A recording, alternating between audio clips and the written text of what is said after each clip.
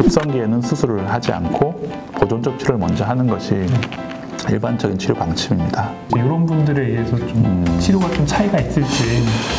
글쎄, 그 차이 별로 없을 것 같은데. 수술해야 되냐 말아야 되냐는 저한테 물어볼 게 아니고 환자분들한테 물어봐야 됩니다. 안녕하세요.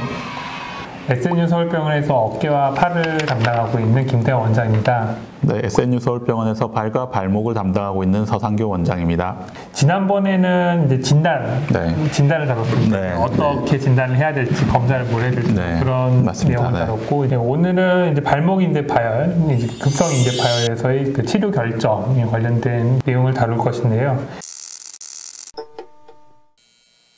치료를 결정하는데 고려를 하시는 기준들이 있으시나요? 네, 이제 제가 생각하기에 이제 진단편에서 말씀드린 것처럼 이제 다양한 방법으로 우리가 이제 진단을 하고 정도를 좀 구분할 수가 있는데, 치료는 좀 논란이 좀 많습니다, 사실. 그래서 굉장히 좀 민감한 부분이기도 하면서, 그래도 또 굉장히 궁금해하시는 부분이고요. 그리고 이제 말이 굉장히 충격적이죠. 파열. 파열. 파열이라는 말이 붙어버리니까 환자분들께서 질문하시는 게 파열됐는데 수술 안 해도 돼요? 이거에 대해서 답하기가 사실 굉장히 좀 어려워서 그런 부분에 대한 이런 결정을 잘 해야 될 것 같고요. 그래서 급성인대 파열이 된 경우에 사실 부위나 정도에 상관없이 아직까지도 수술을 안 하고 보존적 치료를 하는 것이 이제 일반적인 치료 방침으로 받아들여지고는 있고요. 급성 발목인대 파열이 생긴 10분 중에서 한 두세 분 빼고 7, 8분은 뭐 일반적으로 큰 문제 없이 통증 없이 회복이 잘 되시거든요. 그 회복이라는 건 보통 두세 달이 지났을 때 인대가 완전히 파열이 됐다 하더라도 두세 달째에는 큰 문제 없이 잘 다니시는 분들이 7, 80%에 해당이 되기 때문에 내가 그 20, 30%에 들 확률보다는 7, 80%에 들 확률이 훨씬 더 높죠. 그렇기 때문에 사실은 기본적으로 이제 보존적 치료를 먼저 권하고, 만약에 그때 가서 통증이 남는 20, 30%에 해당이 되더라도 그때 가서 수술을 하는 것과 바로 급성기에 바로 수술을 하는 것과 그 결과의 차이가 사실은 거의 없다고 되어 있기 때문에 사실 급할 이유가 별로 없긴 하거든요. 근데 의사들마다 이제 다 컨셉도 조금씩 다르고 가는 병원마다 치료 방침이 다 달라서 어디서는 뭐 하자 그러고 어디서는 뭐 하자 그렇게 다 다른데, 제가 이제 진료 보는 관점과 아직까지 일반적인 컨센서스는 급성기에는 수술을 하지 않고 보존적 치료를 먼저 하는 것이 일반적인 치료 방침입니다. 제가 좀 적극적으로 수술을 제 개인적으로 이제 권하는 경우가 있긴 있는데요. 그런 경우는 이제 두세 달이 지나도 통증이 남을 것으로 예상되는 분들은 처음부터 수술을 저도 조금 권하는 편이고요. 제가 생각하기에 그런 분들은 이 단순한 인대 파열만 있는 게 아니고 뼈를 약간 물고 떨어지는 그런 속에 좀 있는 경우에 그렇게 좀 보게 됩니다. 인대 종류나 위치나 이런 거에 따라 치료가 달라지는 게 있나요? 인대 파열 1편 진단편을 참고하시면 여러 종류의 인대들이 이제 어떻게 모양이 되어 있는지 잘 알고 있는데, 크게도 바깥쪽하고 안쪽을 구분을 하고요. 대부분 많이 다치는 인대는 전겁인대, 앞쪽 인대를 제일 많이 다치게 되고, 그 다음 다치는 게 중간에 있는 이 종비인대, 그 다음 순서대로 많이 다치고 뒤쪽에 있는 우리 후겁인대까지는 잘 다치진 않습니다. 후겁인대가 다칠 정도가 되면 뼈가 같이 물고 떨어지거나 뭐 골절이 동반되는 경우가 많기 때문에 그런 경우는 일반적인 인대 파열하고 조금 다른 관점으로 접근을 해야 되고요. 전겁이 인대가 주로 완전 파열이 되거나 그 다음에 종비인대가 파열이 됐을 경우에 역시 마찬가지로 보존적 치료를 먼저 시행하는 편인데, 이 약간 발목 위쪽에 있는 경비인대 결합 부위라고 하는 이 부위는 사실 좀 잘 봐야 되는 부위거든요. 그래서 우리가 체중 부하를 할 때 우리 체중의 한 6분의 1 정도가 그쪽으로 쏠립니다.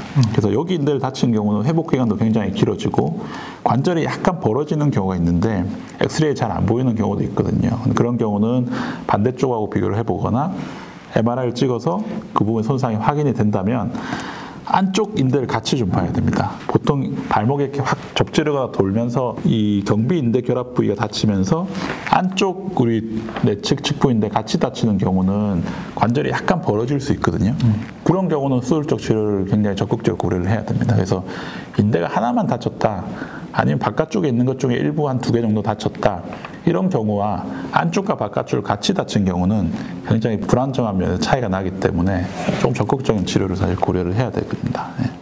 체격이 크신 분들 있잖아요. 체중이 많이 나가는 분들에서 네. 그런 분들이나 아니면 일을 하시는 종류들이 육체적인 노동을 좀 많이 해서 좀 많이 쓰시는 분들 이제 이런 분들에 의해서 좀 치료가 좀 차이가 있을지. 글쎄, 그 차이 별로 없을 것 같은데. 그런 연구 자체에서 뭐 체중이 많이 나간다든가 뭐 어떤 신체 구조에 따라서 우리가 수술을 좀 적극적으로 고려한다든가 이런 어떤 적응증을 선택하는 거는 아직 뭐 아직은 알려진 건 없는데 그런 어떤 체중이나 뭐 신체 구조 이런 것보다는 파열된 위치나 그러니까 이들인 그런 손상 정도에 따라서 좀 차이가 날 것 같고요.